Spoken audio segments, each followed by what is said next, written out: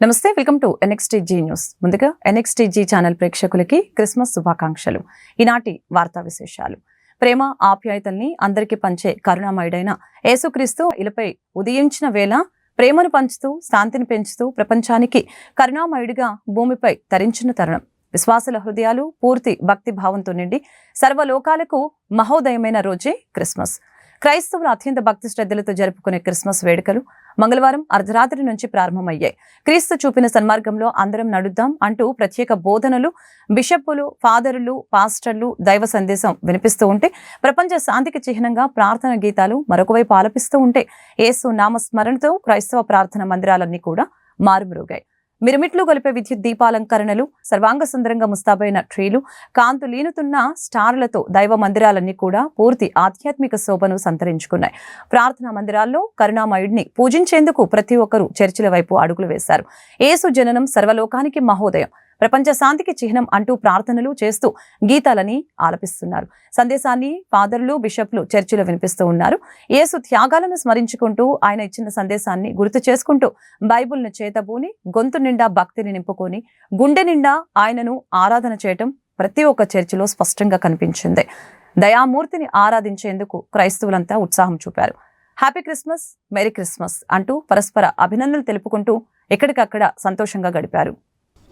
మనము ఈ రీతిగా కూడి ఆరాధించే భాగ్యాన్ని దేవుడు మనకు అనుగ్రహించినాడు.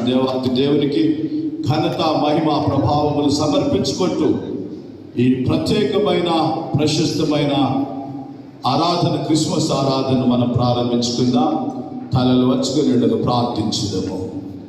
పరిశుద్ధుడా మా తండ్రి, కృప కలిగిన దేవా, నీ ఘనమైన నామమునకు స్తుతులు, స్తోత్రములు, నీ పాదములకు వందనము నాయన.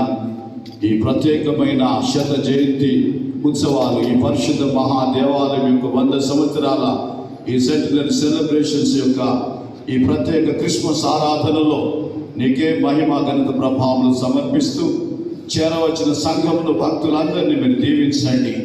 మా ప్రబోధం చేయుటకు నీవు ఏర్పరచుకున్న నీ దాసులు, మా ఇన్ఛార్జ్ బిషప్ తండ్రి గారు డాక్టర్ కె రూబెన్ మార్క్ తండ్రి గారిని మీరు ఆశీర్వదించండి. వారి అందరూ మీ వాక్కును స్థిరపరచండి, వారి నోట మీ మాటలు ఉంచండి, వారిపై మీరు ఎన్నతల ఆత్మాభిషేకం దయచేయండి. ప్రతి బిడ్డతో మీరు మాట్లాడండి.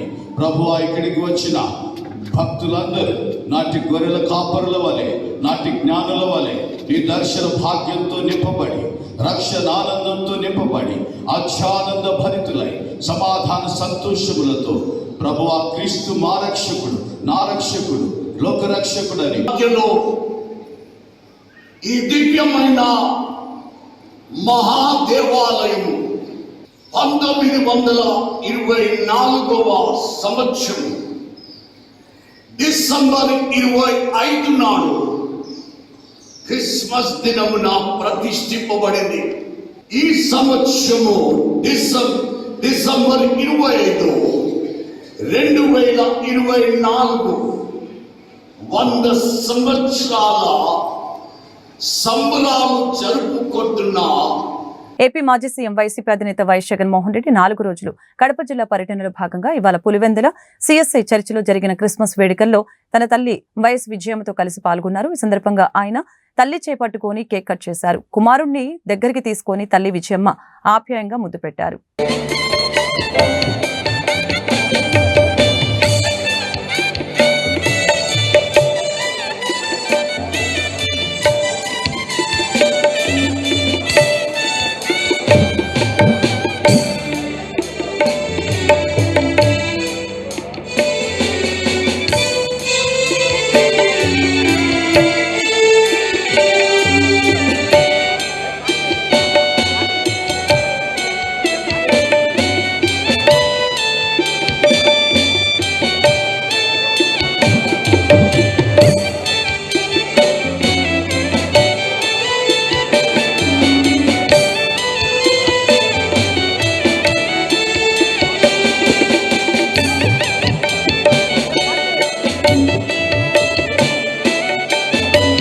ప్రజల కోసం ప్రత్యక్ష పోరాటాలకి సిద్ధం కావాలని వైసీపీ శ్రేణులకు ఆ పార్టీ అధినేత జగన్ పిలుపునిచ్చారు.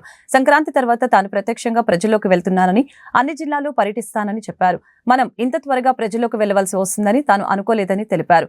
చంద్రబాబు పాలన బాదుడుగా ఉందని, సూపర్ 6 లేదు, సూపర్ 7 లేదు అని, అందుకే మనం పోరుబాట పట్టాల్సి వస్తుందని చెప్పారు. మరోవైపున చూస్తే రెడ్ బుక్ రాజ్యాంగం, దొంగ కేసులు పెట్టడం, ప్రభుత్వాన్ని ఎవరైనా కూడా విమర్శిస్తూ పోస్టింగులు చేసినా లేదా ఫార్వర్డ్ చేసినా కూడా కేసులు పెట్టే అధ్వానమైన పరిస్థితులకి ఈరోజు చూస్తూ ఉన్నాం. ఇవన్నీ కూడా జరుగుతూ ఉన్నాయి. కానీ తప్పెక్కడ చేస్తూ ఉన్నాడు చంద్రబాబు నాయుడు అని అంటే, ఒకవైపున మంచి చేయకపోగా మరోవైపు ప్రశ్నించే గొంతును అణిచివేయాలని చెప్పి విశ్వరూపాన్ని చూపించడం చంద్రబాబు చేస్తూ ఉన్న తప్పు. మామూలుగా 6 నెలలకు ప్రభుత్వ వ్యతిరేకత ఈ స్థాయిలో ఉండాలి అని అనుకుంటే, చంద్రబాబు నాయుడు గారి 6 నెలల కాలంలో ఈ స్థాయికి వెళ్ళిపోయింది. క్యారెక్టర్ అన్నది, క్రెడిబిలిటీ అన్నది, విశ్వసనీయత అన్నది ఒక్కసారి మనం పడేసినామనంటే మళ్ళీ ఏరుకోవడం కష్టం. కష్టకాలంలో ఉన్నప్పుడే మనకు అదొక పరీక్ష. ఏ రోజైనా కూడా ఎల్లకాలం కష్టాలు ఉండవు. ఒక చీకటి వచ్చిన తర్వాత పగలు రాక తప్పదు. ఇది మనకు సృష్టి నేర్పిన రహస్యం. కాబట్టి ఖచ్చితంగా ఇది గుర్తుపెట్టుకోండి. కష్టాల్లో ఉన్నప్పుడు మనం గట్టిగా పోరాటం చేయగలిగితే మనం మళ్ళీ తిరిగి నిలబడగలుగుతామన్నది మాత్రం ఖచ్చితంగా గుర్తుపెట్టుకోండి. ఈ సంక్రాంతి తర్వాత నేను కూడా ఇక జిల్లాల బాట పడతాను. ఇనిషియలీ ప్రతి బుధవారము, గురువారము, బహుశా జనవరి నెలాఖరు నుంచి మొదలు పెడతాను అనుకుంటున్నా. ప్రతి వారం బుధవారం, గురువారం నేను కూడా జిల్లాల్లోనే పడుకుంటా. ప్రతి పార్లమెంటు ఒక యూనిట్ కింద తీసుకొని నేనే అక్కడికి వచ్చి నేనే బస చేస్తా. బుధవారం అంతా కార్యకర్తలతో 3 కాన్స్టిట్యున్సీసు, గురువారం అంతా మరో 4 కాన్స్టిట్యున్సీసు కార్యకర్తలతోనే మమేకమయ్యే కార్యక్రమాలు, పూర్తిగా కార్యకర్తలకి కేటాయింపు చేసే కార్యక్రమాలు చేస్తాం. అల్పపీడనం ప్రభావంతో ఏపీ, తెలంగాణలో కురుస్తున్న వర్షాలతో వరి, పత్తి, మిర్చి పంటలకి భారీ నష్టం వాటిల్లుతోంది. గుంటూరు, పల్నాడు జిల్లాలో 2 రోజులుగా కురుస్తున్న జల్లులతో కోతకొచ్చిన పంటతో పాటు ధాన్యం నీటి పాలైనట్లు రైతులు వాపోతున్నారు. అటు టీజీలోని భూపాలపల్లి జిల్లాలో మహాముత్తారం మండలం, ఖమ్మం జిల్లా వైరా, కొనిజల్ల, ఏన్కూరు మండలాల్లో ధాన్యం నీట పాలైంది. కొనుగోళ్లు వేగవంతం చేయాలని రైతులు కోరుకుంటున్నారు.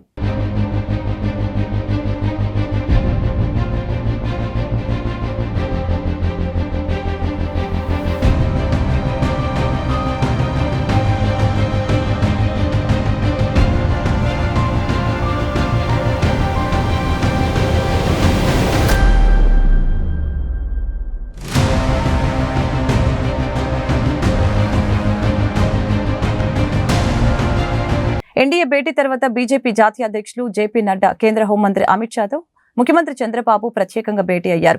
సుమారు 15 నిమిషాలు ఈ సమావేశం జరిగింది. ఆ తర్వాత నడ్డా నివాసంలోని కేంద్ర ఉక్కు శాఖ మంత్రి కుమారస్వామి సీఎం చంద్రబాబుని కలిశారు. విశాఖ ఉక్కు పరిశ్రమను గట్టెక్కించడంపై చర్చించారు. అనంతరం రైల్వే శాఖ మంత్రి అశ్విని వైష్ణవ్ సీఎం చంద్రబాబుతో భేటీ అయ్యారు. రైల్వే జోన్తో సహా రైల్వే ప్రాజెక్టుల అభివృద్ధి అంశాలు చర్చకొచ్చినట్లు తెలుస్తోంది. సాయంత్రం 5 గంటలకి ప్రధాని మోదీని కలవనున్నట్లు చంద్రబాబు, 6:30 గంటలకి హోంమంత్రి అమిత్ షాతో సమావేశమవుతారు. గత బడ్జెట్లో ప్రతిపాదించిన ఆర్థిక సహకారం కొనసాగింపు, వచ్చే బడ్జెట్లో మరింత సాయం అందించాలని కోరే అవకాశం ఉంది. రాత్రి 7:30 గంటలకి కేంద్ర ఆర్థిక మంత్రి నిర్మలా సీతారామన్తో సమావేశం కానున్న ముఖ్యమంత్రి చంద్రబాబు ఆర్థిక అంశాలపై చర్చిస్తారు. రేపు సీఎం రేవంత్ రెడ్డితో టాలీవుడ్ ప్రముఖుల భేటీ. సీఎంతో భేటీపై హీరోలు, దర్శక నిర్మాతలు, దిల్ రాజు సమాచారం. ఈ సమావేశంలో తాజా పరిణామాలు, చిత్ర పరిశ్రమ అభివృద్ధిపై చర్చించనున్నట్లు తెలుస్తోంది.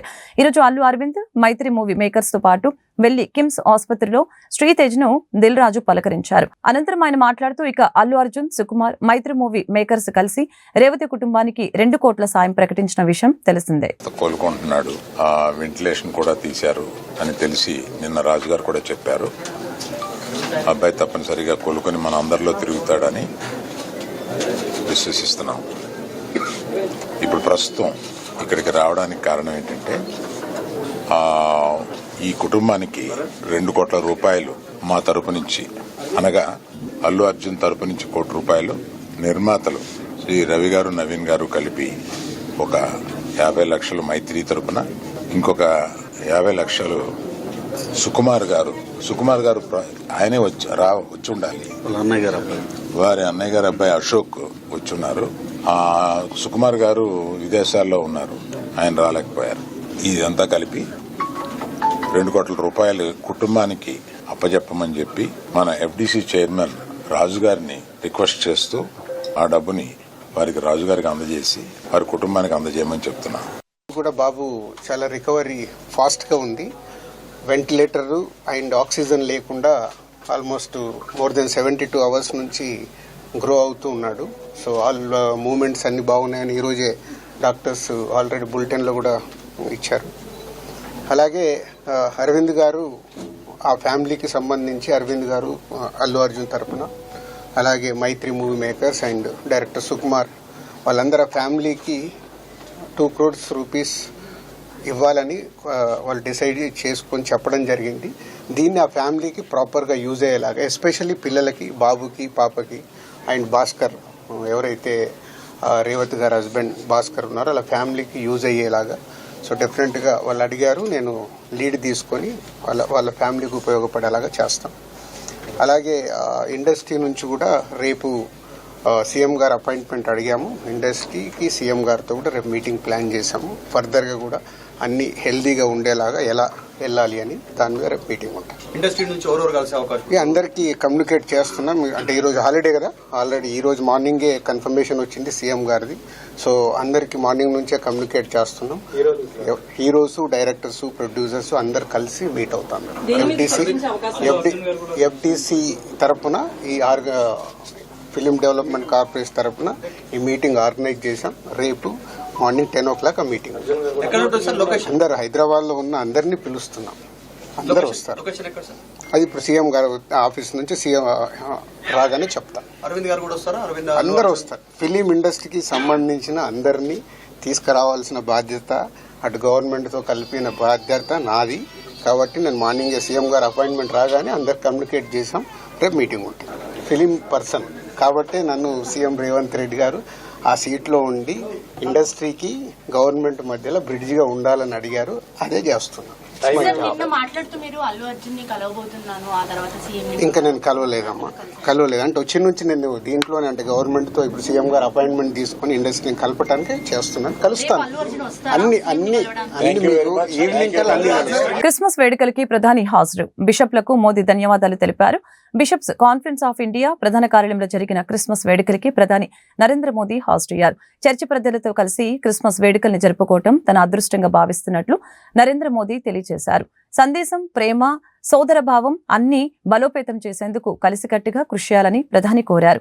కొన్ని శక్తుల వలన సమాజంలో విభజన, హింస చోటు చేసుకోవటం తనకు బాధ కలిగించిందని ప్రధాని తెలిపారు. జర్మనీలోని క్రిస్మస్ మార్కెట్లో జరిగిన హింసాత్మక ఘటనల్ని ప్రస్తావిస్తూ CBCI ప్రధాన కార్యాలయంలో మోదీ మాట్లాడారు. साथियों, बाइबल कहती है कैरी ईच अदर्स बर्डन्स, यानी हम एक दूसरे की चिंता करें, एक दूसरे के कल्याण की भावना रखें. इसी सोच के साथ हमारे संस्थान और संगठन समाज सेवा में एक बहुत बड़ी भूमिका निभाते हैं. शिक्षा के क्षेत्र में नए स्कूलों की स्थापना हो, हर वर्ग, हर समाज को शिक्षा के जरिए आगे बढ़ाने के प्रयास हो, स्वास्थ्य के क्षेत्र में सामान्य मानवीय की सेवा के संकल्प हो, हम सब इन्हीं अपनी जिम्मेदारी मानते हैं. साथियों, जीसस क्राइस्ट ने दुनिया को करुणा और निस्वार्थ सेवा का रास्ता दिखाया है. हम क्रिसमस को सेलिब्रेट करते हैं और जीसस को याद करते हैं ताकि हम इन मूल्यों को अपने जीवन में उतार सके, अपने कर्तव्यों को हमेशा प्राथमिकता दें. मैं मानता हूं ये हमारी व्यक्तिगत जिम्मेदारी भी है, सामाजिक दायित्व भी है और एज अ नेशन भी हमारी ड्यूटी है. आज देश इसी भावना को सबका साथ, सबका विकास और सबका प्रयास के संकल्प के रूप में आगे बढ़ा रहा है. ऐसे कितने ही विषय थे जिनके बारे में पहले कभी नहीं सोचा गया, लेकिन वो मानवीय दृष्टिकोण से सबसे ज्यादा जरूरी था. हमने उन्हें हमारी प्राथमिकता बनाया. हमने सरकार को नियम और औपचारिकताओं से बाहर निकाला। हमने संवेदनशीलता को एक पैरामीटर के रूप में सेट किया। हर गरीब को पक्का घर मिले, हर गांव में बिजली पहुंचे, लोगों के जीवन से अंधेरा दूर हो, लोगों को पीने के लिए साफ पानी मिले, पैसे के अभाव में कोई इलाज से वंचित न रहे। हमने एक ऐसी संवेदनशील व्यवस्था बनाई जो इस तरह की सर्विस की, इस तरह की गवर्नेंस की गारंटी दे सके। आप कल्पना कर सकते हैं, जब एक गरीब परिवार को ये गारंटी मिलती है तो उसके ऊपर से कितनी बड़ी चिंता का बोझ उतरता है। पीएम आवास योजना का घर जब परिवार की महिला के नाम पर बनाया जाता है तो उससे महिलाओं को कितनी ताकत मिलती है। हमने तो महिलाओं के सशक्तिकरण के लिए नारी शक्ति वंदन अधिनियम लाकर संसद में भी उनकी ज्यादा भागीदारी सुनिश्चित की है। इसी तरह आपने देखा होगा, पहले हमारे यहां दिव्यांग समाज को कैसी कठिनाइयों का सामना करना पड़ता था। उन्हें ऐसे नाम से बुलाया जाता था जो हर तरह से मानवीय गरिमा के खिलाफ था। క్రీస్తు మార్గాన్ని అనుసరించే క్రైస్తవులందరికీ ప్రేమపూర్వకంగా ఉప ముఖ్యమంత్రి పవన్ కళ్యాణ్ రాష్ట్ర ప్రజలకు క్రిస్మస్ శుభాకాంక్షలు తెలిపారు. ప్రేమ, సద్భావన, శాంతి, క్షమ అనేవి యేసుక్రీస్తు మానవాళికి అందించిన సుగుణాలు. క్రీస్తుపై నమ్మకం ఉన్న విశ్వాసులందరూ కూడా ఈ సుగుణాలను ఆచరించి శాంతి, దాన ధర్మాలకు ఆలంబనగా నిలవాలి. విశ్వ మానవ సౌభ్రాతృత్వాన్ని పెదగొల్పాలి. ఈ క్రిస్మస్ మానవాళి జీవితాల్లో ప్రేమ, శాంతి నింపాలని మనస్ఫూర్తిగా కోరుకుంటున్నట్లు పవన్ తెలిపారు. గుంటూరు జిల్లా వైఎస్ఆర్సీపీ అధ్యక్షులు అంబటి రాంబాబు మీడియాతో మాట్లాడారు. వైఎస్ఆర్ కాంగ్రెస్ పార్టీ హయాంలో ఉద్యోగంలో చేరిన వారిని తొలగిస్తూ ఉన్నారని అంబటి రాంబాబు తెలిపారు. ఉద్యోగుల్ని తీసేసి నిరుద్యోగులుగా చేయడానికి సిగ్గు అనిపించడం లేదా అని మండిపడ్డారు. ఉద్యోగులపై కక్ష సాధింపు ఏమిటి? చేతనైతే మాకంటే ఎక్కువ ఉద్యోగాలు ఇచ్చి నిరూపించుకోవాలని అంబటి అన్నారు.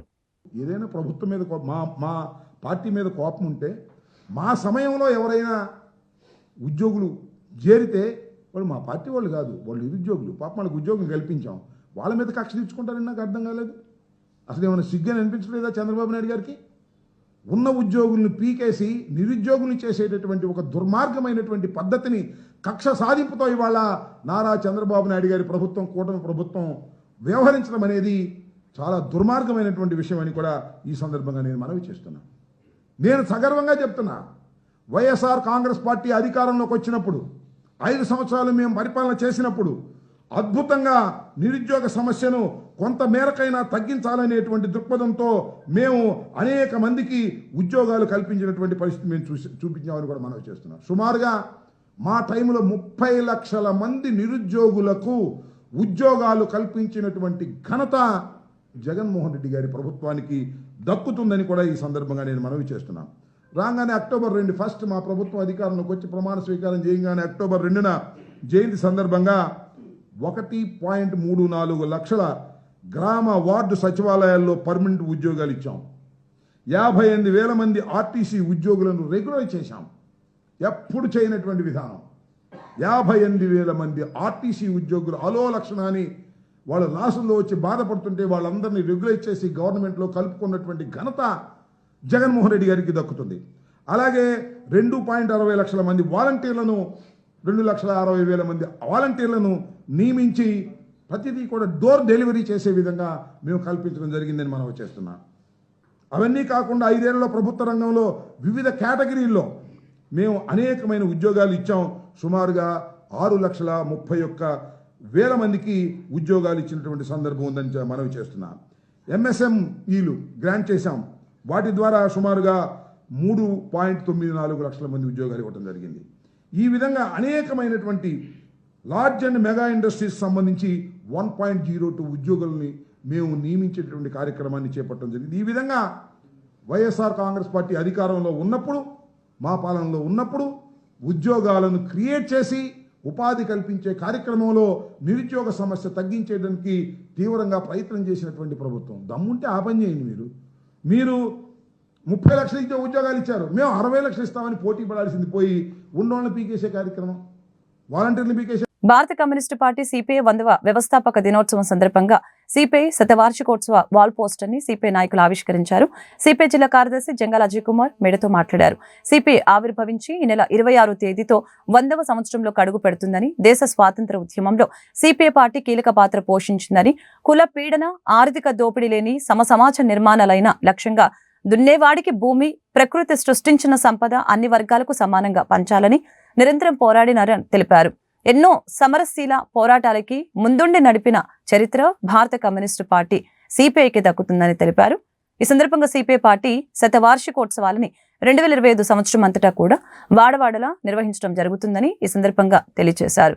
కార్యక్రమంలో సిపిఐ జిల్లా కార్యవర్గ సభ్యులు మేడ హనుమంతరావు, ఇఫ్తా జాతీయ కార్యదర్శి గని, నాయకులు చనిపోతున్న శ్రీనివాసరావు, పి జగన్నాథం, అరుణ్ కుమార్ తదితరులు పాల్గొన్నారు. భారత కమ్యూనిస్ట్ పార్టీ శతవార్షికోత్సవ ప్రారంభ వేడుకలు 26వ తారీఖు నుంచి ప్రారంభమవుతా ఉన్నాయి. ఏదైతే భారత కమ్యూనిస్ట్ పార్టీ 1925 డిసెంబర్ 26న మరి పార్టీని ఏర్పాటు చేయడం జరిగింది. అప్పటి నుంచి ఇప్పటి వరకు అనేక పోరాటాలు మరి నిర్వహించి మరి పోరాటాల పార్టీగా ఏదైతే ఈ దేశంలో ఇప్పటికీ అప్పటికి మొట్టమొదటి పార్టీగా మరి స్వతంత్రం రాకముందు ఏర్పడిన పార్టీ ఇప్పటికి కూడా ఏ పార్టీ కూడా 100 సంవత్సరాలు పూర్తి మనుగడ లేకుండా అనేక పార్టీలు మరి విచ్ఛిన్నం అయిపోయినా ఈ దేశంలో మొట్టమొదటి పార్టీగా సిపిఐ 100 సంవత్సరాలకి అడుగు పెడుతున్న సందర్భంగా గుంటూరు నగరంలో బీఆర్ స్టేడియం నుండి మరి ఎర్ర కవాతు మరి ఏదైతే మిలిటెంట్ కార్యకర్తలతోటి సిపిఐ సభ్యులు, సానుభూతి పరులు, యువజన విద్యార్థి కార్మిక సంఘాల కార్యకర్తలంతా కూడా ర్యాలీలో పాల్గొని అట్లాగే మరి గాంధీ పార్క్ వరకు జరిగే బహిరంగ సభ నిర్వహిస్తా ఉన్నాం. దీంట్లో సిపిఐ రాష్ట్ర కార్యదర్శి రామకృష్ణ గారు, జిల్లా పార్టీ కార్యదర్శి అజయ్ కుమార్ గారు, అట్లాగే జిల్లా రాష్ట్ర మన నాయకులంతా కూడా పాల్గొంటూ ఉన్నారు. నగరంలోని పార్టీ సభ్యులు, సానుభూతి పరులు అంతా కూడా పాల్గొని విజయవంతం చేయాలని కోరుతా ఉన్నాం. ఏదైతే ఈ దేశంలో మొట్టమొదటి పార్టీగా పెట్టడమే కాకుండా ఈ దేశానికి సంపూర్ణ స్వాతంత్రం మరి కావాలని స్వతంత్ర పోరాటంలో స్వతంత్రం కోసం పోరాడిన పార్టీ భారత కమ్యూనిస్ట్ పార్టీ. అట్లాగే నిజాం నిరంకుశానికి వ్యతిరేకంగా, జమీందారీ విధానానికి వ్యతిరేకంగా, బ్యాంకుల జాతీయకరణకు అనుకూలంగా మరి పోరాటాలు చేసి అనేక ఫలితాలు సాధించిన భారత కమ్యూనిస్ట్ పార్టీ రాబోయే కాలంలో ఈ మోడీ వ్యతిరేక, పెట్టుబడిదారీ వ్యతిరేక మరి పోరాటాలకు నాయకత్వం వహించబోయే పద్ధతిగా రేపు 26న జరగబోయే మరి సభలు, సమావేశాల్లో మళ్ళా ప్రజలు కొనబోతా ఉన్నాం. ఆవిర్భవించడం అనేది జరిగింది. దేశ స్వాతంత్రం కోసం పోరాటమే లక్ష్యంగా భారతదేశంలో కుల పీడన, ఆర్థిక దోపిడీ లేని నూతన సమాజాన్ని నిర్మించాలని, అలాగే అప్పటికే సోషలిస్టు సమాజం స్థాపించబడినటువంటి కామ్రేడ్ లెనిన్ నాయకత్వాన్ని స్ఫూర్తిగా తీసుకొని భారతదేశంలో కూడా సోషలిస్టు సమాజం స్థాపన చేయంగా భారతదేశంలో కమ్యూనిస్ట్ పార్టీ ఏర్పడి ఈ నెల 26వ తేదీ అనగా డిసెంబర్ 26వ తేదీకి 100వ సంవత్సరంలోకి అడుగు పెడుతున్న సందర్భంగా దేశవ్యాప్తంగా